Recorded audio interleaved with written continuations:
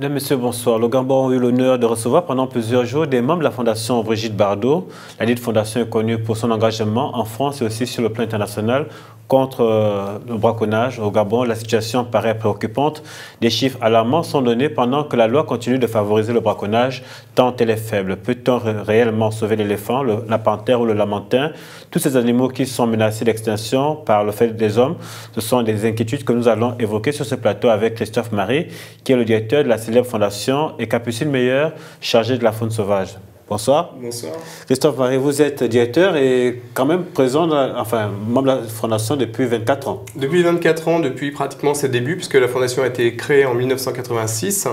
Et effectivement, moi je suis arrivé en 1991 à la fondation quand c'était encore les balbutiements. Et il faut savoir en fait que cette fondation a été plus ou moins lancée. Alors, elle a été créée en 1986 par Brigitte Bardot, mais c'était très artisanal puisque c'était un bureau chez elle dans le sud de la France. Et puis ensuite, ça a pris une nouvelle dimension en 1989, notamment lorsque des émissions ont été lancées en France, qui ont très bien marché. Ça s'appelait SOS Animaux. Et le tout premier SOS Animaux était consacré aux éléphants. Et donc, parce que c'est un combat qui tient beaucoup à cœur à Brigitte Bardot et à sa fondation de lutter contre la disparition des éléphants, puisque là, on était en 1989, c'était avant même que l'éléphant soit classé à l'annexe 1 de la Convention de Washington, enfin de la CITES. Et donc, la nécessité de l'époque, c'était véritablement de lancer un cri d'alarme. Et ça a amené la France, d'ailleurs, à être le premier pays à fermer ses frontières à l'ivoire, avant même que l'éléphant soit classé à la CITES. Et bon, à cette époque, cette émission avait été diffusée également au Gabon. Moi, j'y étais à l'époque au Gabon pour mon service militaire et j'avais vu cette émission à la télévision, et ce qui m'avait permis à cette époque de faire des tracts aussi d'information, de sensibilisation pour que les Gabonais sachent que l'éléphant, l'ivoire, n'est pas une ressource non plus illimitée. Donc, acheter de l'ivoire, c'est tuer un éléphant et parfois, on ne fait pas toujours le lien. Donc, ça a été l'un des tout premiers combats de la Fondation Brigitte Bardot dès 1989 de lutter contre le trafic de l'ivoire. Capucine Meyer, bonsoir. Bonsoir. Alors, vous êtes arrivé beaucoup plus récemment. Hein? Oui. Comment vous êtes arrivé là? Alors, c'était vraiment par conviction et par amour de la cause animale. Il y a plusieurs associations en France, mais aucune autre comme celle de la Fondation Brigitte Bardot, avec un champ d'action très très large, que ce soit pour les animaux domestiques comme pour la faune sauvage. Et c'est vrai que c'est vraiment cette approche très très globale qui m'a intéressée. Et puis donc à la Fondation Bardot aujourd'hui, je suis en charge de la faune sauvage à l'international, ce qui représente une grosse mission parce qu'il y a beaucoup de choses en cours, beaucoup de choses encore à faire. Mais c'est très très intéressant, on en apprend beaucoup et notamment grâce à ces fameux déplacements en mission sur place, c'est là qu'on en apprend le plus. Alors la Fondation Brigitte Bardot, en France on la connaît très bien, en Europe on la connaît très bien, mais en Afrique on ne la connaît pas assez. On a le sentiment effectivement que la Fondation se préoccupe essentiellement des questions des animaux vivant en Europe, notamment les animaux menacés en Europe. Alors bon, en fait, quand même, l'un des tout premiers combats de Brigitte Bardot mondialement connus, c'était contre la chasse aux phoques. Donc là, en l'occurrence, c'était les massacres de phoques au Canada. C'était pas pour l'Europe ni pour les animaux domestiques, mais c'est vrai que de par ces actions directement aussi auprès de politiques, au pied d'associations locales ou enfin d'interventions locales, oui, la Fondation est plus visible en Europe, ce qui est un peu logique, parce que aussi, finalement, à l'international, ce qu'elle fait, c'est qu'elle ne crée pas des antennes de la Fondation Brigitte Bardot, mais elle soutient des programmes, elle soutient des ONG locales. Donc en Afrique, elle est très présente depuis ses débuts, mais en soutenant des associations qui sont implantées au Cameroun, au Congo, un petit peu partout, au RDC. Alors effectivement, pas au Gabon. Mais elle est très présente par soutien à des organisations qui ne sont pas des immenses organisations, mais souvent qui sont nées d'une initiative d'une ou deux personnes qui ont voulu agir pour sauver des animaux, pour lutter contre des réseaux éventuellement. Donc elle est présente en Afrique, mais effectivement son but premier n'est pas non plus de communiquer outre mesure. On pêche d'ailleurs sur ce plan souvent parce qu'on fait énormément de choses, mais effectivement on se rend compte que le grand public, même en Europe d'ailleurs, n'a pas forcément conscience de cette diversité d'actions. Parce qu'il y a des organisations qui se spécialisent plus directement sur une communication, qui n'est pas inutile non plus, parce que ça peut passer par une sensibilisation du public, mais c'est vrai que ce n'est pas forcément le choix de la Fondation Brigitte Bardot, qui est plutôt de soutenir des programmes ou d'agir sans pour autant toujours faire une publicité autour. Est-ce qu'aujourd'hui, les gouvernements avec lesquels la Fondation coopère, collabore, est-ce que ces gouvernements aujourd'hui ont accepté la Fondation de façon totale? C'est-à-dire que la Fondation propose des choses, alors les gouvernements sont souverains, ils peuvent accepter comme refuser. Exactement. Comment est-ce que ça se passe, cette collaboration aujourd'hui? Alors, tout dépend du programme que l'on va soutenir et tout dépend du pays dans lequel on va le soutenir. Comme je le disais tout à l'heure, nous sommes indépendants et nous aidons, comme le disait Christophe, des organisations indépendantes. Par contre, on a complètement conscience que rien ne peut être réellement pérenne s'il n'y a pas une certaines collaborations avec les gouvernements. Donc on insiste beaucoup dessus. Par exemple, ici, lors de ce déplacement, nous avons bien sûr été en contact avec les ONG, avec nos contacts privilégiés, mais aussi avec avec l'État, avec le gouvernement, avec le ministère des Eaux et Forêts, avec la NPN. On essaye vraiment d'inclure autant que possible tout ce pan-là parce qu'il est indispensable. Après, le côté vraiment indépendant est important, mais la collaboration est indispensable. Donc on essaye toujours de pousser en ce sens pour que, même une fois un programme terminé ou une aide finie, eh bien ça continue. Une fois que l'on repart, ça continue. Et ça, c'est très important pour le long terme parce que toutes les actions sont sur du long terme. Alors, vous êtes dans une soixantaine de pays. En tout cas, vous avez marqué votre présence dans une soixantaine de pays. Combien de pays en Afrique? Alors, à l'heure actuelle, exactement combien de pays en Afrique?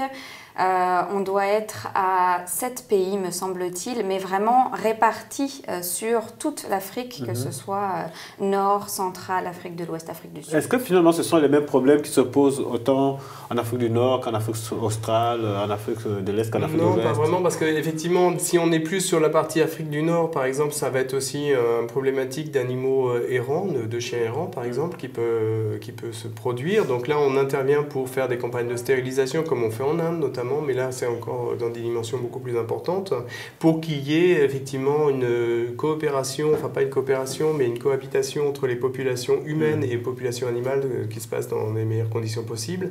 Effectivement, Afrique centrale, c'est plus de la conservation, ou en tout cas des centres de soins et d'accueil d'animaux sauvages qui sont soignés, qui peuvent être relâchés. Ça, c'est notre but ultime. C'est pas toujours possible, mais enfin en tout cas c'est l'idée.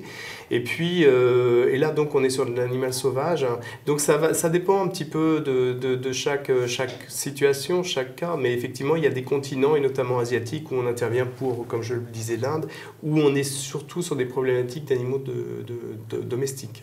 Mais c'est vrai que l'avantage d'avoir justement plusieurs programmes un petit peu partout dans le monde et même en Afrique, c'est que les problématiques sont différentes, mais en même temps, de temps en temps, on retrouve des similitudes.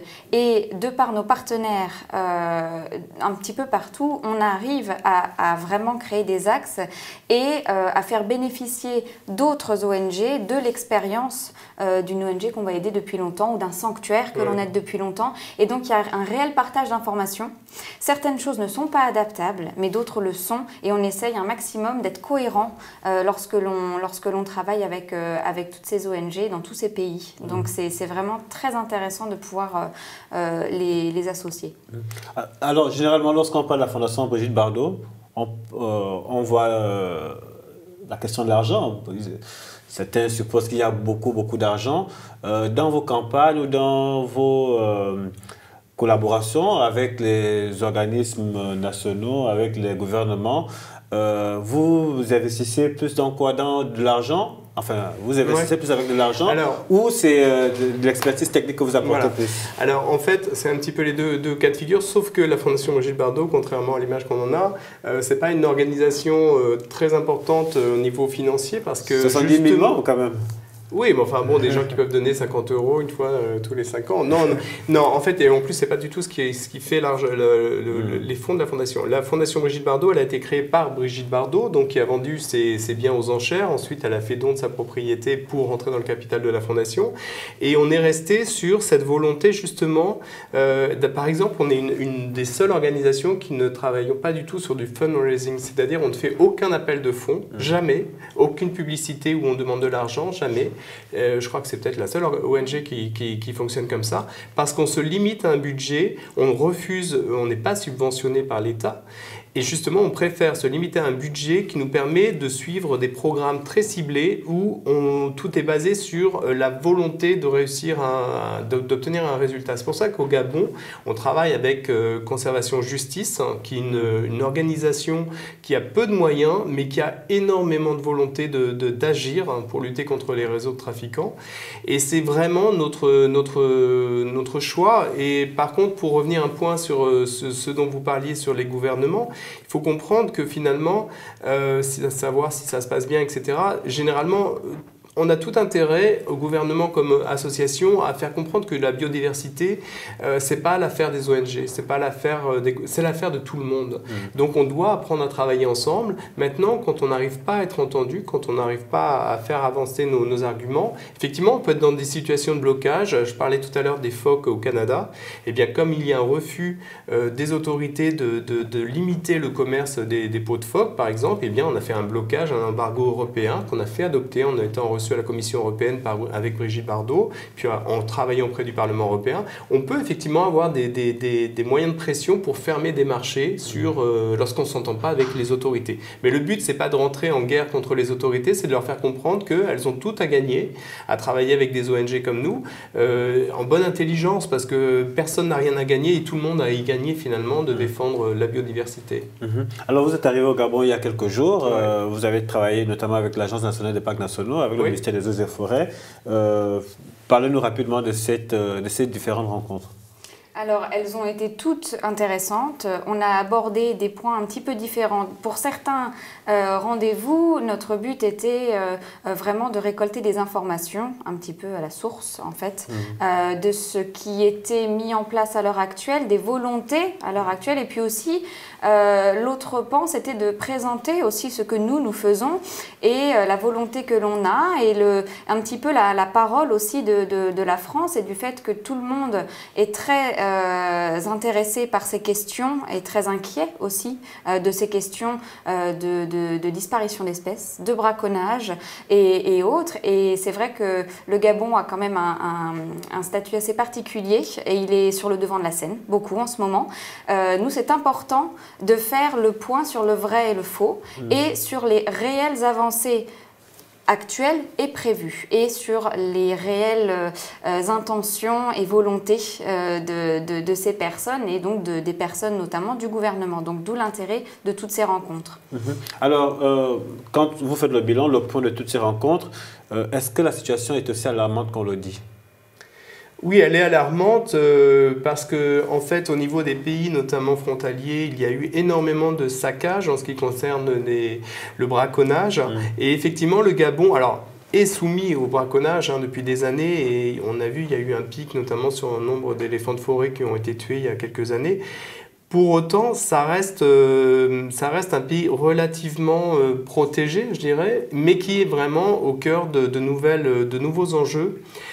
Donc, il y a un souci très particulier. En revanche, le bon côté des choses, c'est qu'il y a une volonté aussi, enfin en tout cas une volonté qui nous a semblé être affichée par les autorités que nous avons rencontrées, mais de lutter contre ces nouvelles formes de braconnage qui se présentent. Et notre volonté en venant ici aussi, c'était de voir comment notamment va se mettre en place le plan éléphant, c'est-à-dire que Brigitte Bardot, en 2012, a contacté François Hollande lorsqu'il a été élu président de la République en France pour justement lui dire qu'il faut impérativement agir contre les massacres d'éléphants. À l'époque, il y avait eu des grands massacres au Cameroun notamment. Extrêmement important et choquant. Et donc, la France, vous le savez, a mis en place justement des programmes d'aide, et particulièrement au Gabon. Alors, le Gabon, c'est un peu particulier parce que c'est aussi des aides qui sont données sous forme de conversion de dette, hein, donc ce qui n'est pas toujours évident de savoir comment le Gabon va mettre en œuvre les moyens pour lutter contre le braconnage. Enfin, toujours est-il que c'est quelque chose qu'on a suivi depuis plusieurs années, qui s'est mis en place. Et d'ailleurs, on a été reçu à l'Élysée juste avant de venir ici. Et notre intérêt, c'était de voir finalement quelles sont les garanties qui vont être mises en place ici pour que les moyens qui vont être développés pour lutter contre le braconnage soient bien encadrés et soient suivis, qu'on soit sûr que finalement il y ait le moins de détournements possible. Et nous avons donc aussi été reçus par l'Agence française de développement, donc pour ce fameux plan éléphant notamment dont parlait Christophe, et puis ces fonds qui ont été très récemment validés, débloqués et validés. C'est vrai que c'est quelque chose dont on avait des premières informations, mais on souhaitait avoir plus d'informations et plus de détails sur ce plan qui est ambitieux mais qui est nécessaire. Il y a beaucoup de choses qui ont été décidées et nous espérons vraiment qu'elles vont aller au bout parce que c'est très important aujourd'hui. Et donc cette rencontre aussi était importante pour nous parce que je pense qu'on va en parler de plus en plus. À l'heure actuelle, c'est encore le début de ce projet. Donc les gens ne sont pas encore très familiers avec ça, mais c'est un projet ambitieux et dont je pense qu'on va entendre parler de plus en plus. On reviendra effectivement sur la question de l'éléphant, mais Christophe, vous parliez tout à l'heure des nouvelles formes de braconnage. Oui. Clairement. Alors en fait, en ce qui concerne le Gabon, visiblement vous êtes encore préservé de certaines formes qu'on a pu connaître au Cameroun justement et au Tchad ou en Centrafrique, où là vous avez effectivement des groupes entiers, notamment qui viennent du Soudan, je crois, enfin où tous les animaux y passent à la mitraillette, et y compris évidemment malheureusement les éco-gardes qui tentent de sauvegarder ces espèces. Donc il y a des formes, et bon, il est su que ces réseaux permettent aussi à des mouvements djihadistes ou autres de retirer de l'argent et puis de pouvoir continuer leurs activités terroristes. Exactement. Donc ça, c'est effectivement très préoccupant et ça met des conflits armés dans ces différents pays.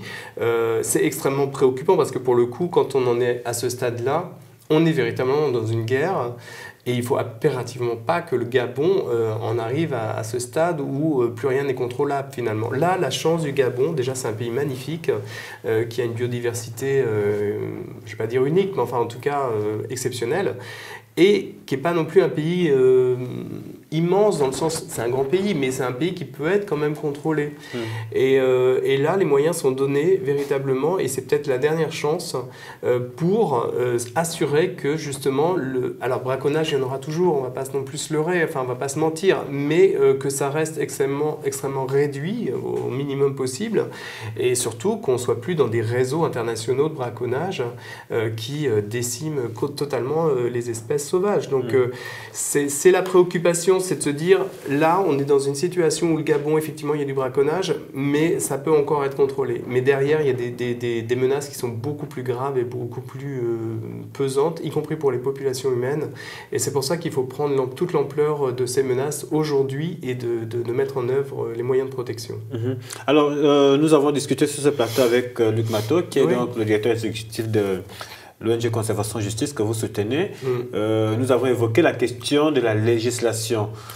Au Gabon, effectivement, l'un des problèmes majeurs, c'est que quand vous tuez un éléphant ou quand vous êtes rattrapé pour la vente de points d'ivoire, vous prenez 3 mois, 2 fois 20 ou 30 jours. C'est extrêmement faible comparativement à d'autres pays. Est-ce que vous ne pensez pas que cela contribue effectivement au braconnage? Et qu'est-ce que vous avez suggéré, vous, notamment au gouvernement gabonais? Alors, en fait, ça c'est un point très important parce qu'on a été reçu, comme le disait Capucine, par le ministère des Eaux et Forêts et Environnement. Et justement, le point qui a été mis beaucoup en avant, c'était déjà d'harmoniser les textes au Gabon pour répondre aux exigences de la CITES, notamment en revoyant un petit peu, pas qu'un petit peu d'ailleurs, le code forestier.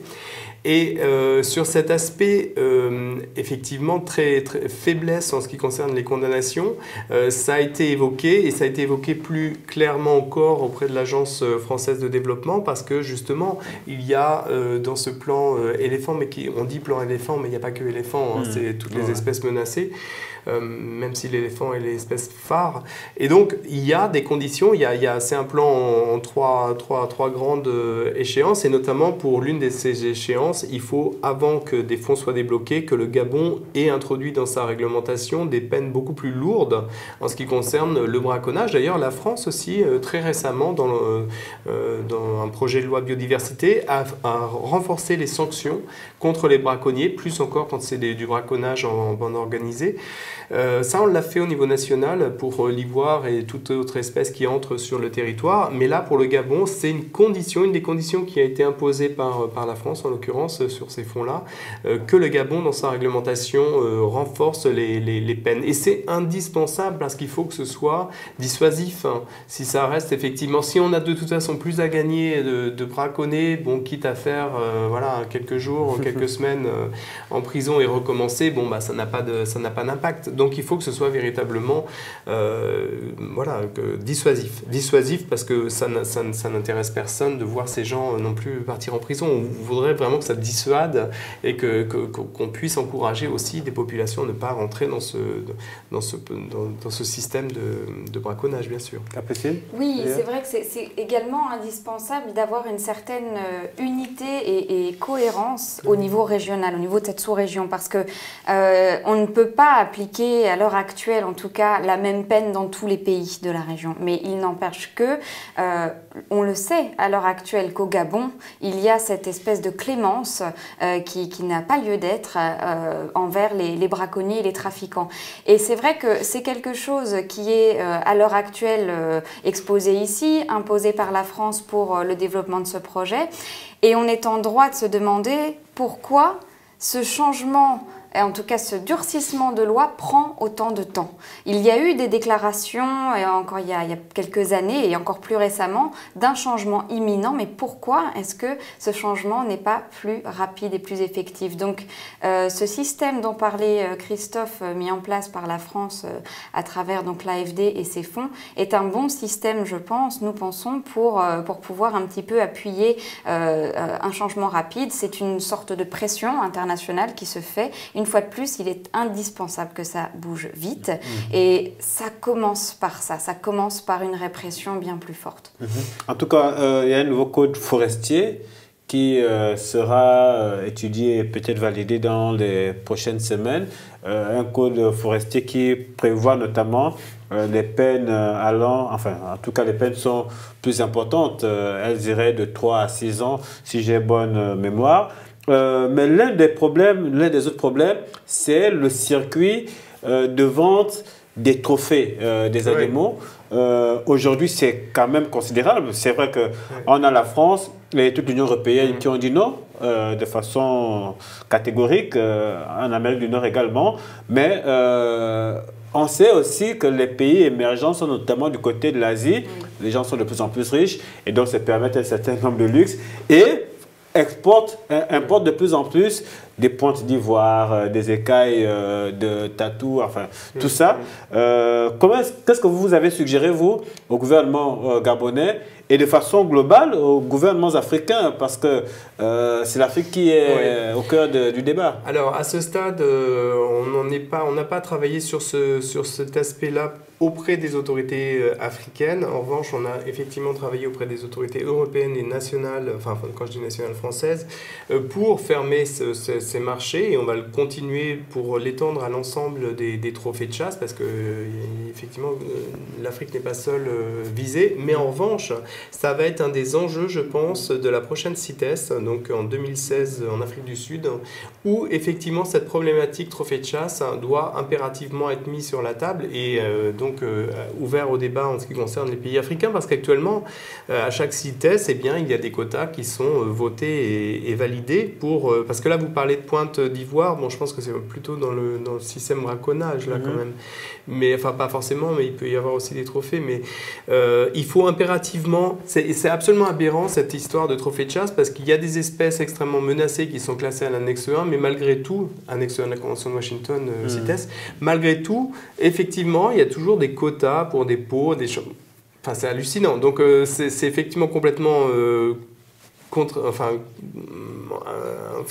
contraire à toute logique. Donc on veut impérativement que ce soit mis sur la table et qu'on arrête, parce qu'en plus trophée de chasse par définition c'est fait pour faire plaisir à quelques riches personnes, mais c'est pas du tout de la survie, de la chasse de subsistance ou quoi. Alors ce qu'on nous répond, c'est de dire oui d'accord, ça concerne que quelques riches chasseurs, mais ça peut bénéficier localement à défendre une espèce, etc. Mais c'est complètement aberrant, parce qu'on sait bien que cet argent ne va pas aller sur le terrain à la lutte anti-braconnage.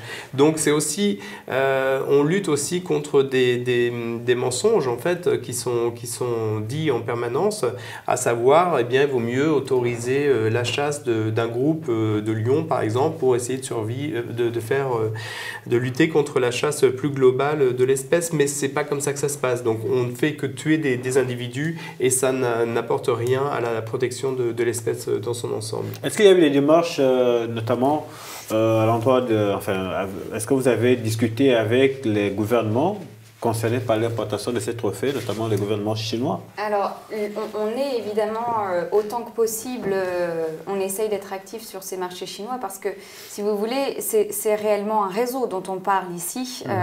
La lutte anti-braconnage, la lutte anti-trafic, ce sont des choses qui sont liées mais différentes, c'est-à-dire que ce ne sont pas les mêmes personnes, et on le sait, qui vont aller dans la forêt et ensuite celles qui vont revendre et ensuite celles qui vont acheter et ensuite... C'est quand même un réseau qui est très très large. Par contre, au niveau de l'écoute des gouvernements asiatiques, c'est assez problématique, c'est assez compliqué, il faut le dire. Ce sont des pays émergents, vous l'avez dit au départ, et donc il y a une course effrénée aux signes extérieurs de richesse, et sans se rendre compte de l'impact que ça a. C'est aussi quelque chose qui brasse énormément d'argent, donc on ne parle pas ici que de quelques chasseurs qui vont ramener un trophée à la maison, mais aussi de trafic. Donc il y a vraiment plusieurs pans, on va dire, à faire tomber. Maintenant, il faut commencer quelque part. Je pense que uniquement quelque chose d'international, si vraiment, il faudrait uniformiser un maximum, puisque dès qu'il y a une faille quelque part, un pays où la législation est différente, où on sait qu'on peut passer, tant qu'il n'y aura pas quelque chose de beaucoup plus strict au point de vue international, ça ne pourra pas passer. À notre niveau, on essaye d'entrer en contact avec les gouvernements, mais surtout en soutenant une fois de plus les ONG locales, parce que c'est elles qui ont l'expertise, c'est elles qui sont nos partenaires vraiment indispensables et qui peuvent nous donner les bonnes informations et les meilleures façons de lutter. Pour ce qui concerne le Gabon, quelle est l'espèce qui vous tient le plus à cœur? C'est vrai qu'on parle de l'éléphant, mais il y a certainement d'autres espèces que vous... Non, c'est vraiment la défense de la biodiversité dans son ensemble. Alors c'est vrai que l'éléphant reste une espèce phare et qui parle aussi... Alors là pour le coup, c'est peut-être un peu de la com, mais effectivement, il faut, pour faire en sorte qu'une campagne soit soutenue aussi par le public, soit comprise et écoutée, il faut aussi se servir de quelques espèces phares. Donc c'est vrai que l'éléphant en fait partie. Alors il y a aussi d'autres préoccupations. Par exemple, moi il y a 25 ans, je me rappelle d'avoir vu des hippos sur l'Embarrané, enfin même en voir beaucoup. Visiblement il y en a peu ou plus. Donc c'est quand même très très préoccupant, parce que ça montre qu'en 25 ans finalement c'est peu de temps. Bon, à notre échelle c'est beaucoup, mais voilà, c'est rien. Et effectivement, qu'une espèce comme ça, qui était très présente dans un milieu qui est finalement peu adapté à l'homme, enfin qui est vraiment une espèce, enfin un milieu sauvage, et bien qu'une espèce puisse disparaître, oui, c'est très très préoccupant. Donc on parle des éléphants, mais on parle de toutes les autres espèces qui sont menacées. Et donc notre souhait, c'est aussi que, en fait, les Gabonais, c'est ça peut-être le plus important, que les Gabonais se rendent compte qu'ils ont cette chance d'avoir cette diversité d'espèces végétales et animales. Bon, nous on est sur l'animal, mais pour le coup, le Gabon a une diversité d'espèces végétales très très très intéressante également, et qu'ils aient envie eux-mêmes et avant les autres de défendre cette richesse et de faire en sorte de ne pas être pillés par les autres pays, parce que c'est ce qui se passe. le braconnage, ça ne va pas servir les intérêts des Gabonais ou alors d'une petite poignée. Sûr, ouais. Et c'est simplement un pillage des ressources de ce pays magnifique. Donc il faut véritablement que chacun se rende compte que nous on intervient à notre niveau, mais finalement ça ne devrait pas être les ONG internationales ou étrangères qui devraient s'ingérer dans ce genre de choses, mais que d'abord il y a une volonté des Gabonais de préserver leur richesse. Ouais. Et après, nous, on doit être là pour les soutenir et les aider. Alors, vous parlez tout à l'heure du plan éléphant. Un mot, peut-être En fait, quand même, c'est pour le coup quelque chose de très positif dans le sens où on se donne les moyens, quand je dis on, c'est pas la Fondation Bardot, mais bon, les pays qui se sont rassemblés autour de ce plan éléphant, il y a une table ronde aussi à Paris, puis d'autres rendez-vous, de lutter contre le braconnage et de se donner les moyens de former aussi les éco-gardes, notamment, pour agir avec plus de force contre tout ce pillage, encore une fois.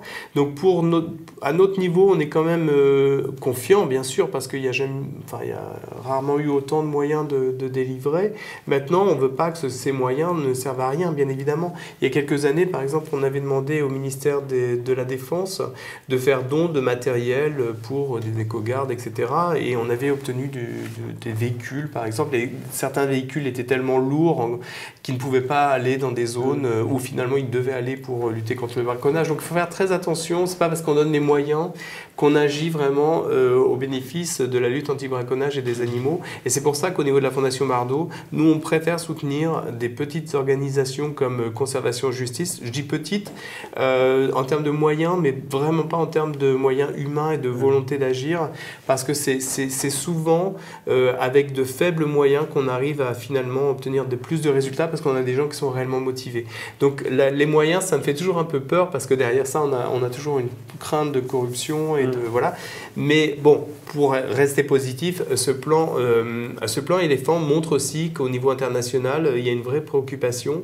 Et au niveau du Gabon, il y a quand même aussi une volonté d'agir. Et ça, c'est quand même quelque chose de très bien. Alors, lorsqu'on parle de plan éléphant, on pense quand même aux différents bilans ou aux différents chiffres qui ont été donnés.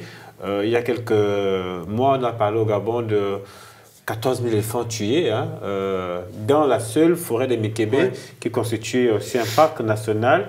Est-ce que vous pensez qu'on peut renverser la tendance lorsqu'on pense à ce que vous avez évoqué, c'est-à-dire les menaces extérieures? Alors, on espère, mais une fois de plus, c'est quelque chose qui nous inquiète un petit peu parce que ça revient à cette histoire de moyens. C'est-à-dire qu'il y a à l'heure actuelle des moyens mis en place qui sont grands, mais il y en a déjà eu. Et comment expliquer aussi que malgré tous ces moyens mis en place, on ait laissé quelque part une telle atrocité grandir? 14 000 éléphants, c'est absolument énorme. Donc le bilan est extrêmement alarmant. Il est important de le dire parce qu'il faut que les gens se rendent compte de l'urgence de la situation.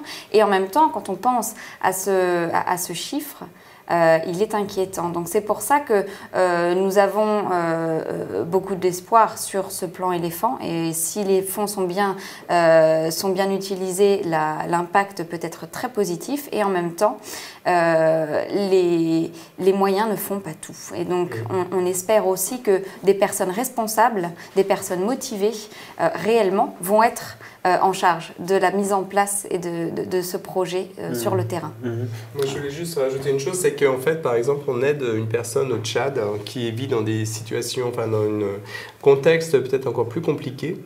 Sauf que, et donc qui est dans une réserve où quasiment tous les éléphants avaient été massacrés. Bon, alors on est sur de l'éléphant de savane, donc effectivement il y a des mouvements qui peuvent être peut-être plus importants que pour les éléphants de forêt. Mais toujours est-il qu'il y a une vraie volonté des autorités tchadiennes de lutter contre le braconnage en mettant l'armée à contribution. Et cette personne qui a une petite organisation et qui a créé aussi un orphelinat pour éléphantaux, eh bien se trouve maintenant dans une zone qui est hyper bien encadrée, où les éléphants sont revenus, et elle nous l'expliquait d'ailleurs très bien il y a quelques jours, elle était à la Fondation Brigitte Bardot à Paris, où les éléphants se reproduisent avec plus de facilité parce qu'effectivement dans des zones où ils sont chassés, où il y a ces prélèvements permanents, il y a aussi une chute des naissances parce qu'ils se sentent menacés. Et donc, le contraire, donc vous nous demandiez tout de suite, est-ce que vous pensez que le processus peut s'inverser? Eh bien, si on se donne les moyens de laisser ces animaux en paix et de leur laisser aussi leur territoire, parce que quelque part, il ne faut pas oublier qu'on est, nous, une espèce parmi des millions d'autres, mais que ce territoire doit être partagé. Et donc, en l'occurrence, les éléphants ont aussi un territoire. Eh bien, il n'y a pas de raison que le processus ne s'inverse pas et que les populations redeviennent à des situations qui ne soient plus menacées en termes de survie à long terme. C'est vrai que c'est très important ce point-ci, et ça revient à ce que l'on disait tout à l'heure par rapport aux populations. C'est important de sensibiliser les populations et aussi de leur faire comprendre à quel point une chute du braconnage, une baisse du braconnage veut aussi dire une augmentation de la sécurité des citoyens. Il y a des personnes qui vivent à proximité des éléphants. Les éléphants menacés se rapprochent de plus en plus des habitations et le fait d'enrayer ce système de braconnage va écarter les éléphants des habitations parce que le conflit homme-faune est énorme. Et ça, on le prend en compte. C'est-à-dire que des fois, on peut nous attaquer sur ce point en disant que nous faisons passer l'animal en premier. Mais tout est lié. Tout est absolument lié. Et il est important pour tous les gens de comprendre que de régler ce problème va vraiment accélérer l'amélioration des conditions de vie, chacun dans son espace et augmenter la sécurité des gens. Donc c'est vraiment quelque chose qui est complètement lié. Et on espère que les autorités, les médias vont insister sur ce point pour avoir le soutien complet de la population. C'est indispensable. On parle encore d'éléphants et on parle encore d'éco-gardes, de parcs nationaux. On a vu il y a quelques mois, en Afrique du Sud, les éco-gardes ont reçu une formation de militaires. Est-ce que finalement c'est ce qu'il faut? Oui, peut-être là, on a vu qu'au Gabon, il y a quelques jours, il y a eu une formation par les militaires anglais, britanniques. Et en fait, justement, l'une des demandes qu'on a formulé au niveau de l'Élysée et du ministère de la Défense, c'était de dire, bon, moi je connais un peu le camp de Gaulle pour y être resté quelque temps au début des années 90, et effectivement on voit par exemple il y a un hélicoptère, il peut très bien y avoir des survols de zone et puis d'informer les éco-gardes, s'il y a une population d'éléphants ou autre, bon quoique en forêt c'est pas toujours très évident, mais ce que nous disait justement, ce qu'on nous a dit à la NPN, c'est qu'effectivement il peut y avoir aussi, en ce qui concerne les éco-gardes, des partages de connaissances. Donc les éco-gardes gabonais connaissent parfaitement la brousse, les militaires français le connaissent moins, mais eux ont des techniques en revanche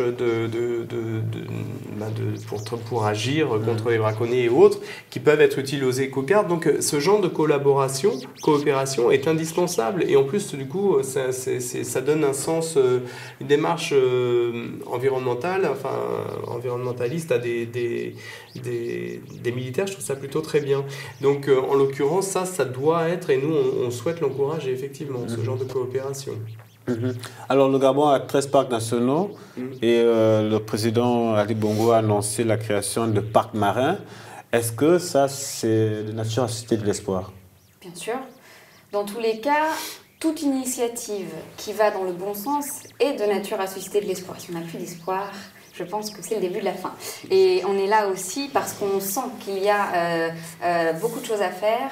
Après, ce qui est important, c'est d'avoir une certaine veille. Et c'est d'avoir une certaine réserve, sur ces fameuses réserves justement, de voir au-delà des mots, au-delà des annonces, si tout est mis en place pour réellement sécuriser ces zones. Parce que c'est important, c'est une première étape, le classement d'une zone. Mais après, il faut se donner les moyens évidemment financiers, mais humains également, et la volonté de le garder.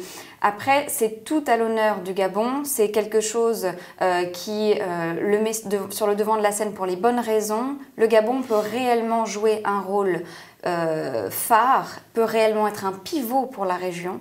C'est-à-dire qu'il faut toujours quand même un pays leader, et chacun a sa spécialité, mais si le Gabon peut aujourd'hui être un pays leader sur les initiatives environnementales et de protection des espèces, avec en plus la biodiversité ici, je pense que c'est une très très bonne chose, c'est pour ça que nous sommes là.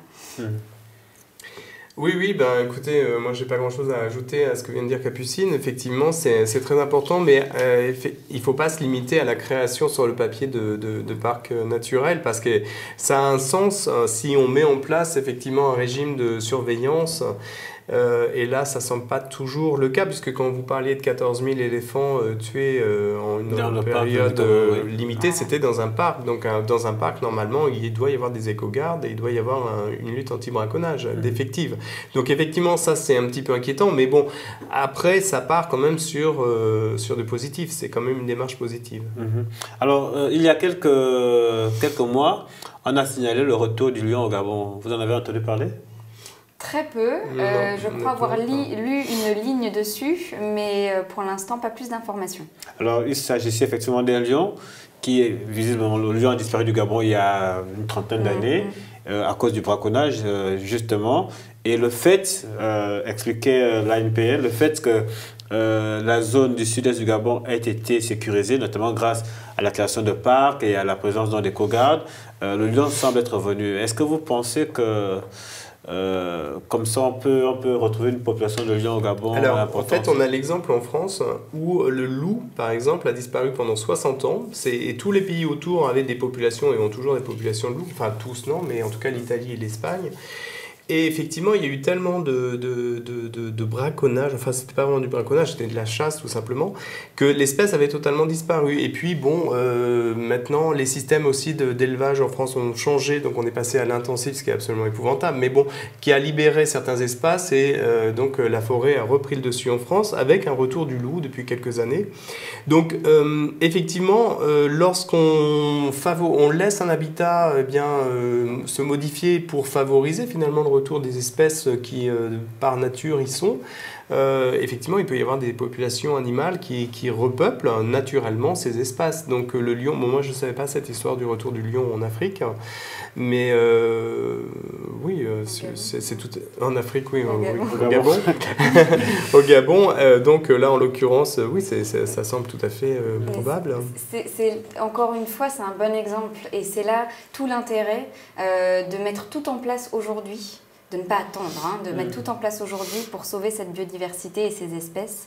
La preuve en est, c'est pas irréversible. Si réellement tout est réuni et que les régions, les zones pour ces populations sont débarrassées de ces fléaux et reviennent vraiment à l'état, la biotope revient à l'état naturel, ça va revenir. Par contre, il ne faut pas arriver jusqu'au point de non-retour.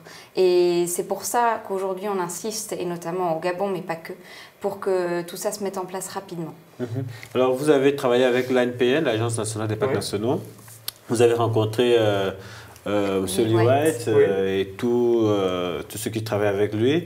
Je suppose qu'il est optimiste, lui. Oui, il a confiance. Il a confiance en ce que la NPN met en place.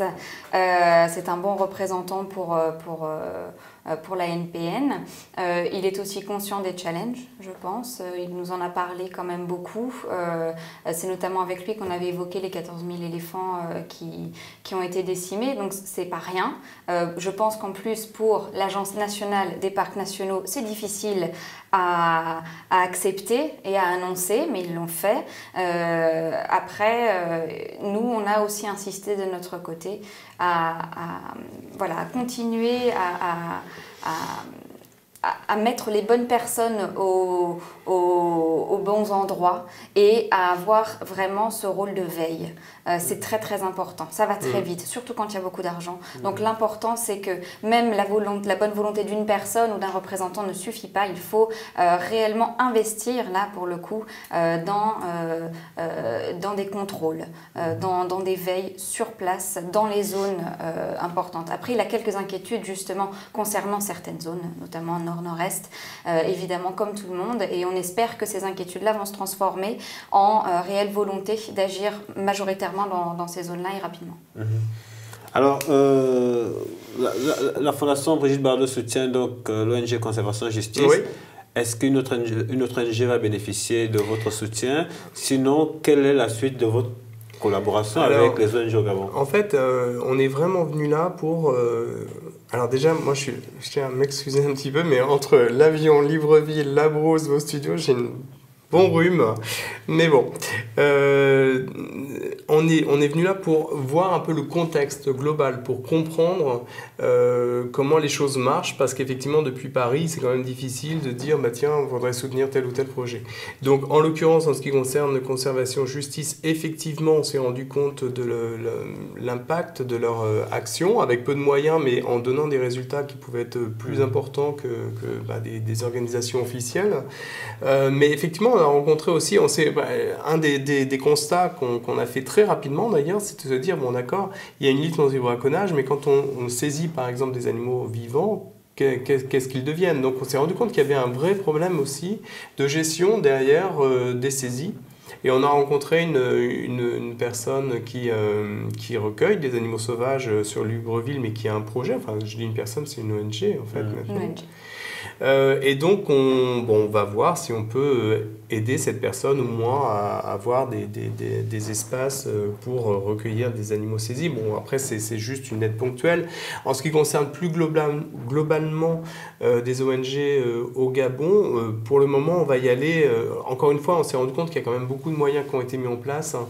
Donc, on va plutôt déjà voir comment ces moyens vont être utilisés. Et l'idée, c'est pas de refaire ce qui est déjà prévu dans des plans nationaux. Donc, si on peut aider des initiatives indépendantes, pourquoi pas, on le fera. Et pour le reste, bien, vraiment, les fonds là, sont donnés pour que le Gabon se donne les moyens d'agir contre le braconnage. Il n'y a donc aucune chance que la fondation s'installe au Gabon? C'est statutairement, effectivement, l'idée, c'est pas de créer une antenne, parce qu'on le fait nulle part. On le fait nulle part, on l'a fait une fois en Roumanie, mais ça a duré très peu de temps.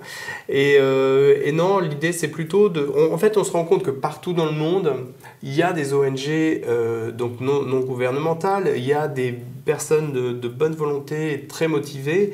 Donc c'est pas la peine de recréer une structure qui va nous coûter en plus quand même de l'argent. S'il faut louer des bureaux, s'il faut avoir du personnel, bon, autant que tous ces moyens-là soient mis directement au profit d'une ONG déjà en place. Après, il faut quand même savoir si on est sur la même ligne, si on a la même éthique, etc. Mais ça, c'est notre travail et c'était le but aussi de ce déplacement aujourd'hui. Non, a priori, non. Moi, je serais de tout cœur à venir au Gabon pour ouvrir une antenne parce que j'aime beaucoup ce pays. Mais bon, je crois que c'est pas le but, c'est pas de nous faire plaisir mutuellement, mais d'essayer d'apporter une aide pour la lutte anti-braconnage et en soutenant effectivement des initiatives locales. On sait que vous avez beaucoup à faire. Vous reviendrez quand même. Bien sûr. Et puis on va vraiment rester très attentif à ce qui se passe en ce moment. On a eu l'exposé de beaucoup de bonnes initiatives. Donc on est très très attentif à ça. On va voir comment ça évolue et puis nos partenaires ici sont des gens de confiance qu'on souhaite continuer à suivre. Donc évidemment toujours pareil puisque nous travaillons dans la confiance avec les partenaires. On aime se rendre sur place et voir comment ça se passe. Donc il n'y a aucune raison qu'on ne revienne pas ici. Alors on arrive à la fin de cette émission et la question qu'on veut vous poser nécessairement c'est comment va Brigitte Bardot? Christophe? Écoutez, elle va plutôt mieux qu'il y a quelques années parce qu'elle a des problèmes de santé qui font qu'elle se déplace très peu, qu'elle ne se montre plus depuis longtemps maintenant. Mais quand même, elle va bien. Avant de partir ici, évidemment, on lui a parlé de cette mission. C'est quelque chose qui lui tient beaucoup à cœur parce qu'elle a une sensibilité particulière sur bien la protection des éléphants. Effectivement, c'est une fondation très généraliste, hein, mais pour autant, comme tout le monde, Brigitte Bardot a ses petits coups de cœur sur certaines espèces que d'autres, et effectivement, les éléphants en font partie. Donc, c'est quelque chose qu'elle suit beaucoup. On lui a envoyé un compte-rendu là en cours de mission.